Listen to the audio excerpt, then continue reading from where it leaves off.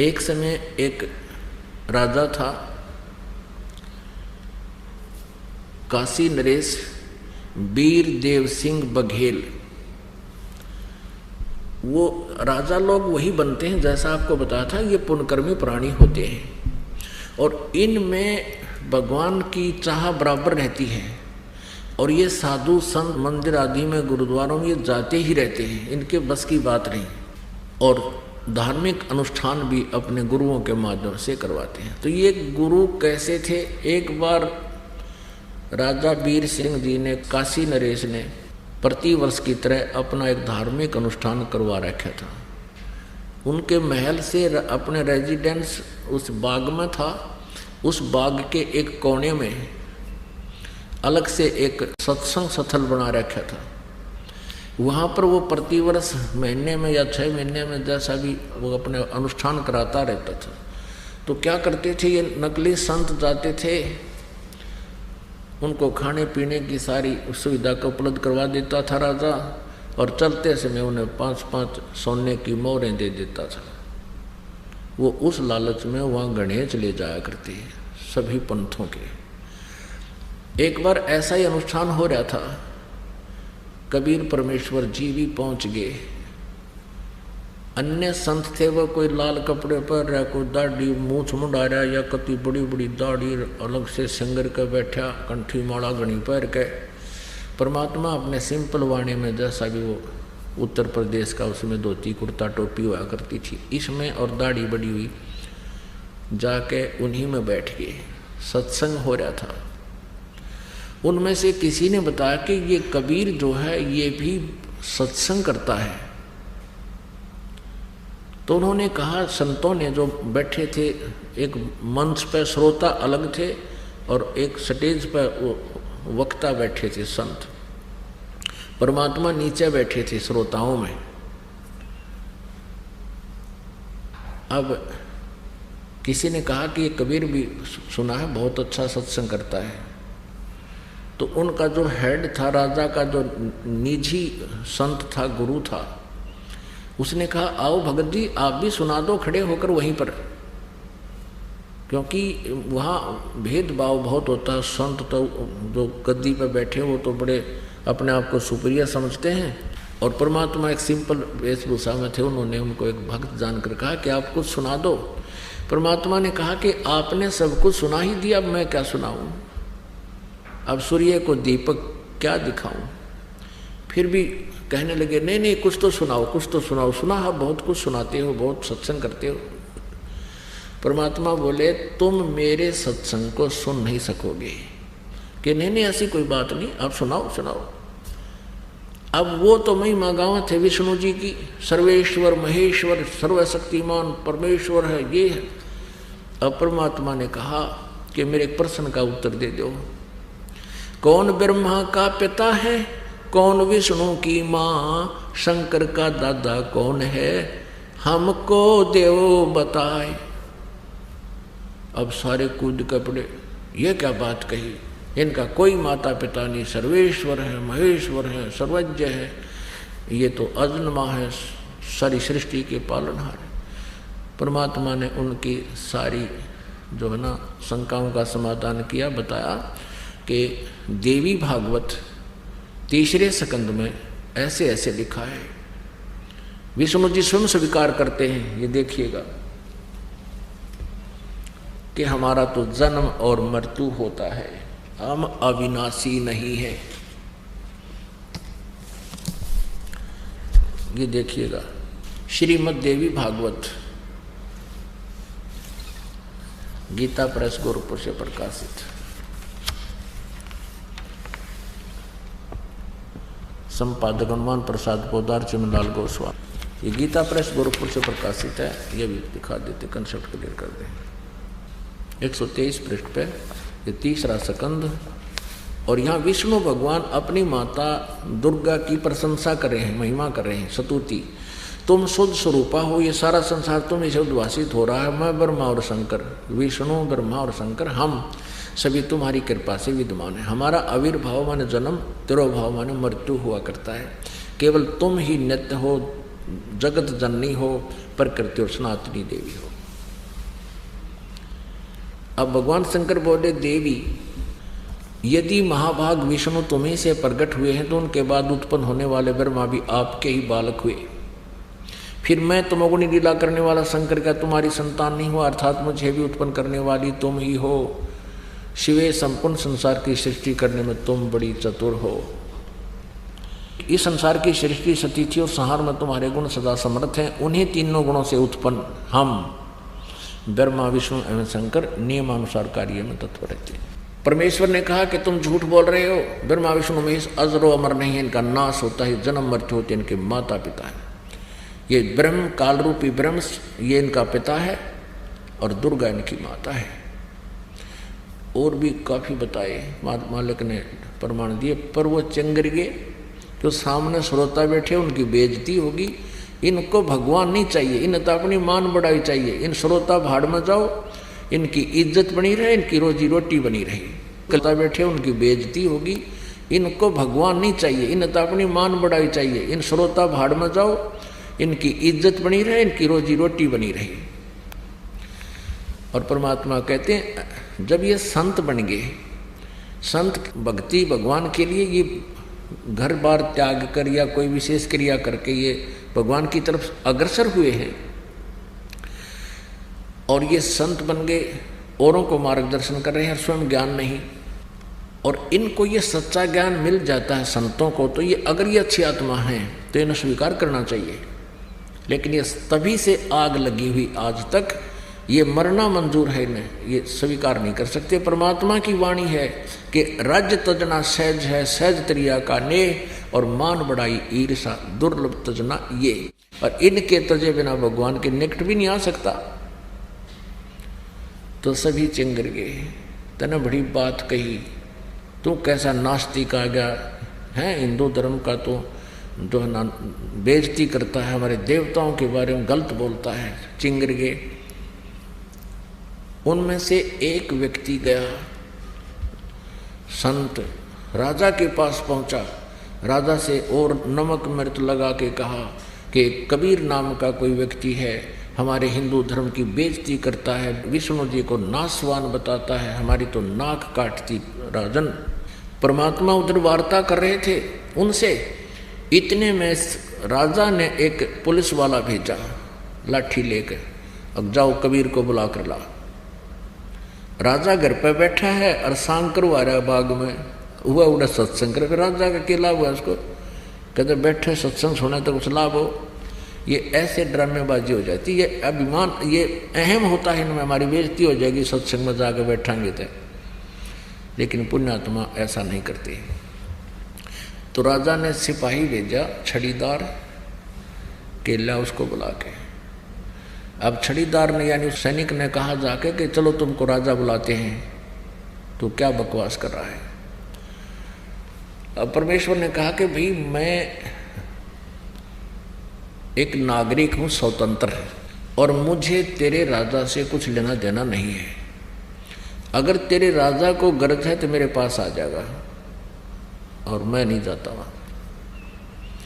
अब उस सैनिक ने साथ में वो जो संत आया था लेकर बुला कर लाया था, वो फिर वापस गए।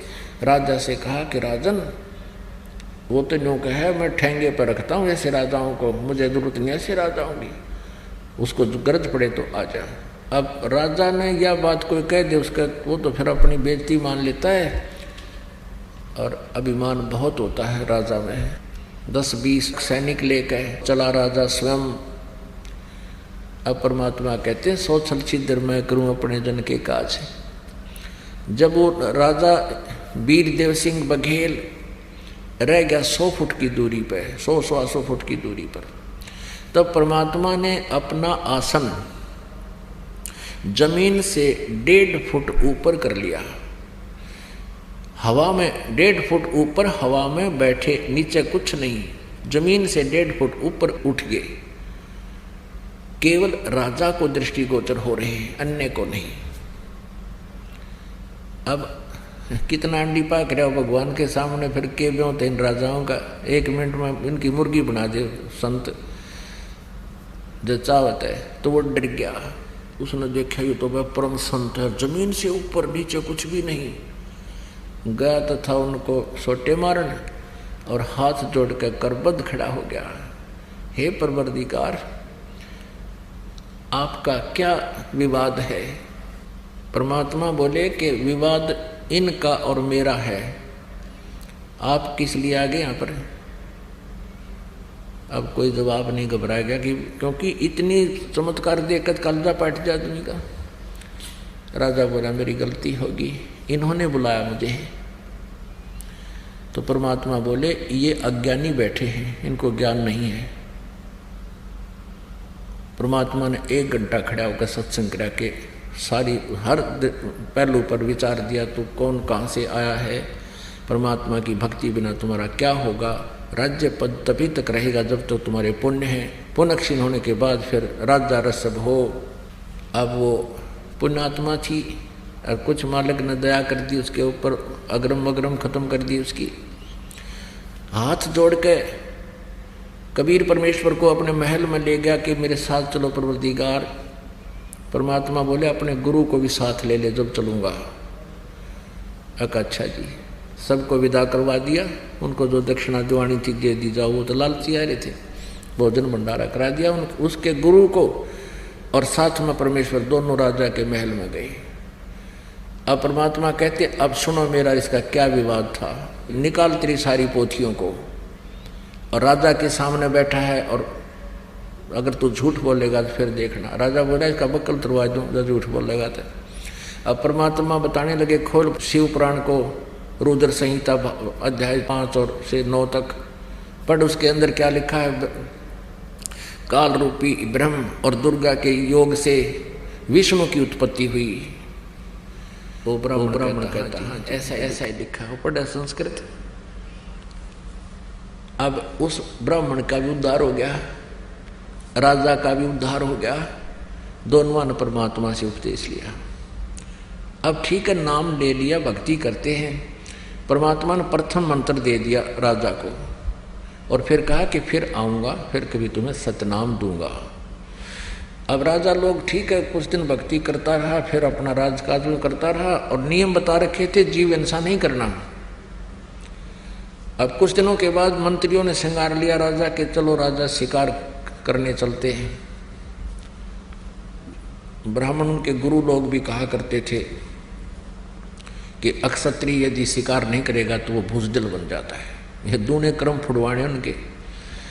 तो कबीर परमात्मा पहुंच गए एंड टाइम पे, और उधर से वो मर्यादा भंग करने के लिए तैयार हो गया, घोड़े गाड़े तैयार कर लिए, सब अपने 150 व्यक्ति सैनिक साथ कर लिए और जंगल में 1 हफ्ते के लिए चल पड़े। चलने वाले थे इतने परमेश्वर पहुंच गए कबीर जी। आओ महाराज जी, आओ महाराज जी। वीरदेव सिंह बघेल कहने लगे। परमात्मा ने बोले कहाँ जाने की तैयारी है कि जी हम शिकार खेलने जा रहे हैं, आप भी चलो हमारे साथ। परमात्मा बोले भाई मैं नहीं चलता। नहीं जी आप चलो, हमारे गुरु हो। भगवान कह दे गुरु भी कहो मैंने, और मैंने कर रखे मेरा जीवन सा नहीं करने, ये करने की तैयारी कर रहे नालायक। परमात्मा बोले कि मैं आपके साथ चल भी पड़ूंगा तो वहां आपको कोई शिकार नहीं मिलेगा।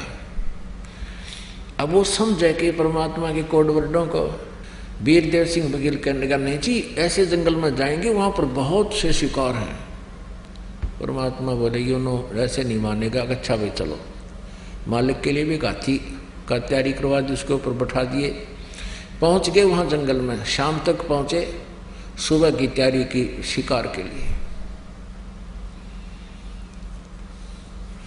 अब सुबह चल पड़े सैनिक भी और वो भी, कबीर साहब भी साथ में।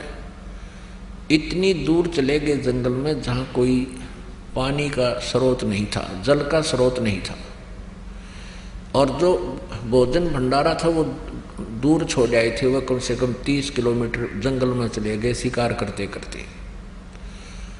वहाँ शिकार कोई नहीं मिला उनको, ढूंढते ढूंढते खोजते खोजते चले गए। एकदम ऐसी रजा करी मालिक ने, सबको प्यास लगाई और जबरदस्त भूख लगाई। सबके प्राण मुंह को आगे। यदि 10 मिनट में आहार और जल ना मिले तो सारे मरे, राजा भी खत्म हुए। जल थोड़ा बहुत साथ ले गए तो पी प्या लिया था। अब राजा ने कहा भी आसपास खोजो, कोई जल हो, कोई बाग हो, कहीं कोई फल आहार मिले। सब जाकर घूम आए, कहीं कुछ नहीं मिला। 2-2, 3-3, 4-4 किलोमीटर तक घोड़े पर भी जाकर आगे।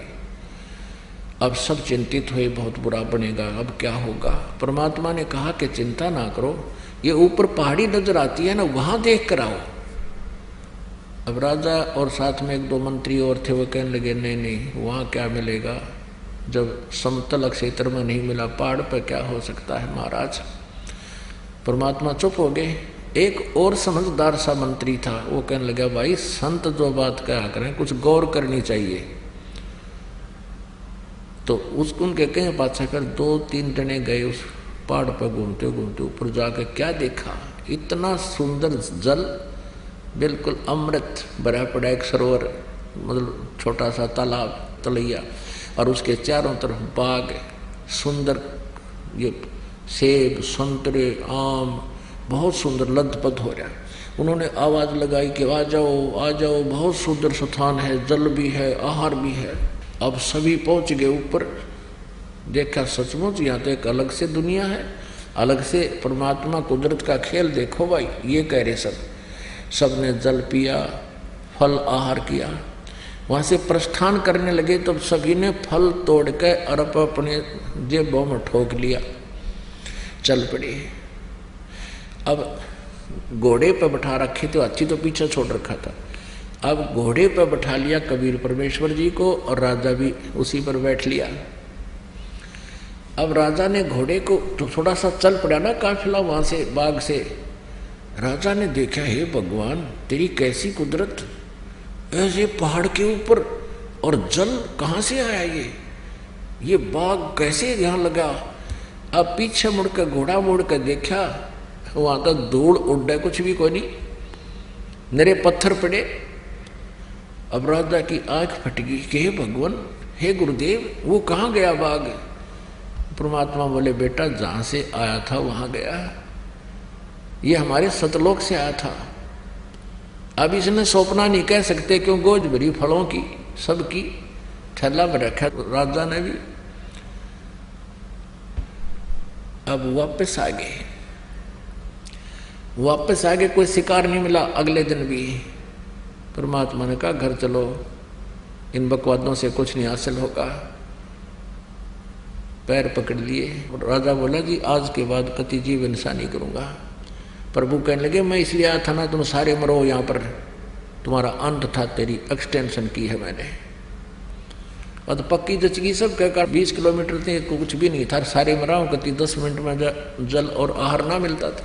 घर आकर उसने अपनी रानी से सारा करिश्मा बताया कि परमात्मा आए हैं, ऐसी रक्षा कर दी ने, हम सारे मरने थे। इससे प्रभावित होकर रानी ना मान्या करती, रानी ने भी नाम ले लिया, यानी पूरे परिवार में। अब परमात्मा ने कहा कि अब तू भक्ति कर, तुझे सतनाम दे दिया है, बकवाद छोड़ दिए भी। बोला ठीक है। फिर कहा कि तुझे कुछ दिन में सारनाम दूंगा। अब कुछ वर्षों के बाद राजा ने कहा कि प्रभु आपका दास इस योग्य हो गया हो, सारनाम के दया करियो। परमात्मा ने कहा ठीक है भाई, आज तेरे को सारनाम दूंगा, लेकिन मेरी कंडीशन है। क्या है कि एक चंद्र प्रभा नाम की एक बेटी है हमारी, नाम ले रखा उसने, हमारी उपदेशी शिष्या है, तुम्हारी गुरु बहन है। वो ब्राह्मण की लड़की है, विधवा हो चुकी है, उसके एक बेटी है। उसको वो भी जानता था, राजा भी जानता था उस बहन को कि अच्छा जी वो, हाँ। उसके पास एक धोती है, धोती साड़ी जिसको बोलते हैं, और मुझे चाहिए, आपको उपदेश दूंगा ना सारनाम, तो मुझे एक सफेद कपड़ा चाहिए, सूचा स्वच्छ। और उस लड़की ने अपने ही आंगन में बाड़ी बीज के, कपास का पौधा बीज के, कई पौधे, और उसमें से जो कपास चुग के उसको लोड के, उसकी धागा यानी काट के, उसकी उसने अपने हाथों से एक धोती बना रखी है। और वो धोती तू लाकर दे, बाजार से नहीं चलेगा कपड़ा, वो स्वच्छ कपड़ा है और धोती बना रखी है।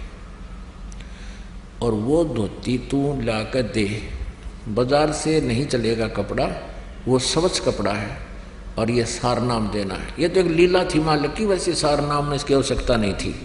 उनका भ्रम तोड़ना था, क्योंकि हम रीस तो कर लेते हैं, सार नाम मिला, सार नाम मिला, मिल भी जाओ तो फिर वो खरे नहीं रहे तो वो फिर खत्म हो जाता है। इसलिए परमात्मा पहले पूरे तैयार करते हैं। और ठीक है, राजा ने कहा जो आपकी आज्ञा प्रभु। राजा ने अपने 2-3 नौकर भेजे सैनिक कि जाकर उस बहन से कहो कि राजा आ रहा है। परमात्मा ने कहा तुम स्वयं जाकर लाना। अच्छा है। अब उस लड़की ने सोचा राजा का मेरे घर पर आने का कौन सा तात्पर्य, क्या उद्देश्य है। राजा लोग खैर में तो आते नहीं, कोई उपद्रव जरूर करेगा मेरे साथ में, जान की बात।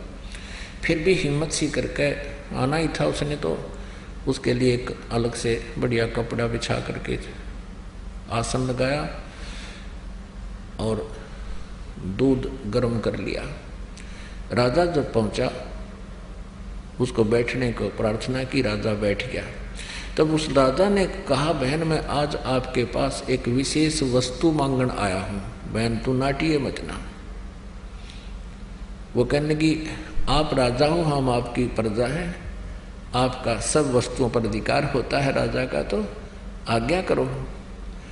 राजा बोला आज्ञा नहीं, मैं प्रार्थना करता हूं, मैंने उपदेश लेना सार नाम। राजा बोला आज्ञा नहीं, मैं प्रार्थना करता हूं, मैंने उपदेश लेना सार नाम। और गुरुजी ने एक कंडीशन रख दी है, उसमें कुछ सफेद कपड़ा चाहिए स्वच्छ। आपके पास गुरुदेव ने एक धोती बताई है, वो धोती जो तूने, तो लड़की ने कहा कि धोती तो मेरे पास बहुत है, दे दूंगी। नहीं, वो धोती दे मुझे जो आपने गंगा जल से लाकर के कपास के पौधों को सींचा है और फिर उसमें जो कपास उगी है उसको लोड कर काट के और उसका कपड़ा से धोती बनाई है, वह धोती मंगवाई है गुरुदेव ने। इसकी जो कीमत तू मांगेगी बहन मैं दे दूंगा। तो लड़की कहने लगी किसी कीमत पर भी इस धोती को मैं नहीं दे सकती, क्योंकि मैंने इसको अपने भगवान जगन्नाथ के लिए तैयार किया है। जगन्नाथ का मंदिर है उड़ीसा में, और वहाँ भगवान की मूर्ति पर चढ़ा कर आऊँगी इस धोती ने। इसमें एक एक तार मेरा भगवान के प्यार का जुड़ा हुआ है, ये मैं तुझे राजा किसी कीमत पर नहीं दे सकती, मुझे मजबूर ना करना। राजा ने कहा बहन सोच ले, मेरे जीवन का सौदा है, मुझे सार नाम नहीं मिला तो मेरा जीवन व्यर्थ हो जाएगा। तू 5 गांव ले ले मेरे तय, जो मुंह मांगे तुझे धन दे दूंगा, तू मुझे धोती दे दे। वो लड़की कहने लगी मैं इस धोती को आपको नहीं दे सकती, तेरे राज को त्याग सकती हूँ, फांसी दे मैं फांसी पर चढ़ सकती हूँ, जबरदस्ती छीन सकता है, मैं अपने भगवान की धोती नहीं दे सकती। उसने कहा गुरुदेव ने कहा, किसी ने कहा। वो लड़की कहती है नहीं, मैं अपने भगवान वाली वस्तु को नहीं दे सकती। अब राजा क्योंकि भगवान से डरने वाला था, मालिक का ज्ञान सुन रखा था ना, उसका 2 मारो जूतर उठा लेता था, ऐसे चलना नहीं था। तो वो जान गया अक भाई मेरे कर्म माड़े हैं, जब लड़की के जद पकड़गी, कर्महीन हूं मैं, ये सार नाम नहीं मिला तो मेरा जीवन व्यर्थ रहेगा। राजा वापस आ गया। राजा का चेहरा देखकर प्रभु ने कहा क्या रहा राजन। कबीर साहब ने कहा कि भगवान मेरा दुर्भाग्य है, मैं कर्महीन इंसान हूँ, आज मेरे शुभ मार्ग में बाधा बन गई, उस बहन ने धोती दी नहीं। परमेश्वर ने कहा भी क्या कहा कि वो कहती है कि मैंने अपने भगवान जगन्नाथ के लिए इसकी तैयारी की है और मैं उसको ही चढ़ाऊंगी, जगन्नाथ के मंदिर में जाऊंगी, नंगे पैर जाऊंगी और भगवान का चढ़ा के आऊंगी, मैं नहीं दे सकती। मैंने सारे प्रयत्न कर लिए, उसको सब लालच भी दे दिया, हाथ भी जोड़ दिए, पर वह बहन मानी नहीं। गुरुदेव मेरा दुर्भाग्य है। परमात्मा बोले भी चलो मैं अपनी कंडीशन लूज करता हूँ, अपनी शर्त को मैं ढीला करता हूँ, तो ऐसे कर, ये बहन जगन्नाथ में जो तेरी गुरु बहन है, जगन्नाथ के मंदिर में या धोती चढ़ा के आवेगी, अर्पण करेगी, तू उसकी मदद कर दे, रास्ते में उसको कोई बाधा ना करे और उस धोती को वे ठीक ठाक चढ़ा के वापस आ जाएगी, इसको कोई दुख ना होया तो मैं तुझे सार नाम दे दूंगा, फिर मैंने कपड़े की जरूरत को जा। राजा ने राहत की सांस ली, एक नई किरण दिखाई दी प्रकाश की, ने बोला जो आज्ञा महाराज। उसी समय राजा ने 2-3 नौकर समझदार से भेजे और बहन से कहो कब जाएगी वो पूछो उससे और उसकी मदद करो, उसको उसके लिए एक रथ जोड़ ले जाओ, बैठा कर ले जाना, खाने पीने की व्यवस्था करना, बहन को कोई दुख ना हो। अब राजा की आज्ञा लेकर के सिपाही पहुंचे कि बहन, राजा ने कहा कि आप कब जाओगी जगन्नाथ के ये धोती अर्पण करने। राजा ने हमारी सेवा लगाई है 4-5 सैनिकों की, हम आपके साथ चलेंगे, आपको कोई रास्ते में दुखी ना कर दे। आपके लिए राजा ने रथ तैयार करवा दिया है। वह बहन कहने लगी मैं, उसने तो ये सोचा था कि राजा घर पर जाकर सोचा करे और फिर मेरे साथ कोई उपद्रव पैदा करेगा। वह डर रही थी, सैनिक वापस आए तो घबरा रही थी कि हो गया काम गड़बड़, होने दो जो होगा, ये सोच लिया था। भगवान के लिए देश निकाला भी अच्छा। अब पुण्यात्माओं ये देखना है आपने, इसका निष्कर्ष क्या निकलेगा इस स्टोरी का। ये केवल कथाएं नहीं है, ये हमारे लिए बहुत काम की वस्तु है। अब जब ये बात सुनी उस बहन ने, वह गदगद होगी, शुक्र मनाया जगन्नाथ भगवान का। हे जगन्नाथ भगवान, आपने मेरी इज्जत रख दी, राजा का मन बदल दिया। इन्होंने पता कौन सा जगन्नाथ बदलने लग रहा है इसके मन को, इतनी बुद्धि कमजोर थी मारी। और कहा, सारी बात सुनकर कहने लगी भाई ना तो मैं रथ में बैठूं, मैं तो पैदल जाऊंगी, राजा का शुक्रिया है, अगर तुम मेरे साथ चलो तो मुझे कोई इतराज नहीं। ऐसा ही हुआ, लड़की चली गई, सैनिक साथ चल पड़े रथ लेकर, खाने पीने की व्यवस्था उसमें अपनी ले ली, वो लड़की पैदल गई वहां तक। अब शाम में पहुंचे, सुबह नहा धोकर उस बहन ने वह अपनी जो धोती हाथ से बना रखी थी वो चादर लेकर भगवान जगन्नाथ के मंदिर में मूर्ति के चरणों में रखना चाहिए, रखते ही और कहा कि इस दासी की तुच्छ भेंट स्वीकार करना जगन्नाथ।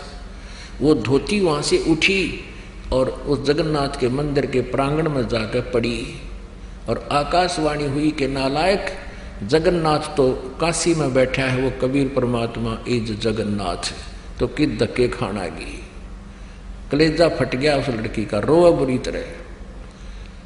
ओए होए, वो भगवान स्वयं है कबीर जी, वो वहीं से रोने लगी थी। आंखों में इतने आंसू बह गए कि सारे कपड़े भीज गए उस बेटी के, कि मैं कितनी नीच हूँ, भगवान कहाँ मैं खोजन की तागी। परमात्मा कहते हैं गुरु मानुष कर जानते ते नर कहिए अंध, महादुखी संसार में अग गई यम के फंद। आकाशवाणी ने कहा कि जगन्नाथ तो वहां बैठा, जिसने धोती वहां मंगवाई थी, तो वहां नहीं पहुंचा सकी, यहां धक्के खाने आ गई, ले जा इसको उठाकर। अब ये आकाशवाणी सुनी उन सैनिकों ने भी, वापस आगे रोती हुई। अब वो लड़की रो रही थी। 10-12 दिन के बाद फिर वो वापस पहुंचे। उस दिन भी परमात्मा, क्योंकि लीला थी उनकी, पता था उनको, तो कबीर जी ने वीर देव सिंह बघेल के घर पर विराजमान थे, पता था कि आने वाली है वो सारा सांग वापस आओगा, वह खाया ही धक्के नालायक है। अब पहले पता किया कि कबीर साहब के घर पे गए, पता लगा कि राजा के यहाँ पहुँचे हैं, फिर राजा के घर पहुँचे, वो लड़की भी और वो सैनिक भी। लड़की रो रही, उसको उसमें बोला नहीं जा रहा, चरणों में गिर गई भगवान कबीर साहब के, और ऐसे रो रही है कि उस पर आवाज़ निकल रही, गला कत्ती रुंध गया उसका, ना कुछ बता पा रही है। अब राजा ने सोचा भाई के बिजली गिर गई इस लड़की पे, और गुरुजी ने तो कहा था इसको कोई दुख ना होना चाहिए, और क्या आपत्ति आ गई, और ये रो रही है, अब मुझे नाम मिला नहीं, क्योंकि भगवान ने कहा था इसको कष्ट नहीं होना चाहिए। सैनिकों को बुला कहा, अरे निकम्मो क्या हो गया इसको, तुमने मेरा नाश कर दिया। तो वो कहने लगे जी कुछ नहीं हुआ, सारी कहानी से परिचित कराया और कहा जी वहाँ इसने तो धोती चढ़ाई तो वो धोती वहाँ से उठकर बाहर गिर गई, और कहा आकाशवाणी की कि जगन्नाथ तो वहाँ बैठा है कबीर, वो जगन्नाथ है, सारी सृष्टि का मालिक है, तू कहाँ धक्के खाना गई, वहाँ उसने जगन्नाथ ने खुद मांगी, वहाँ तो तू दे नहीं सकी, और उसी को अर्पण कर। वह धोती भी 7 सर पहले रिवा लड़की है, और तब तेरा कल्याण होगा। अब दोनों का एक तीर से 2 शिकार किए परमात्मा ने। वीरदेव सिंह का विश्वास था कि कबीर इज गॉड, और ना उस नालायक का विश्वास था कि कबीर इज गॉड। गुरु बना रखा, लेकिन भगवान वो पत्थर मान रखा था वो जगन्नाथ का। अब दोनों का हृदय साफ हुआ, परमात्मा के चरणों में गिर गए। परमात्मा ने कहा प्रथम नाम दोबारा लो, द्वितीय दोबारा लो, फिर भक्ति करो, जब सार नाम दूंगा। बोलो सत्य।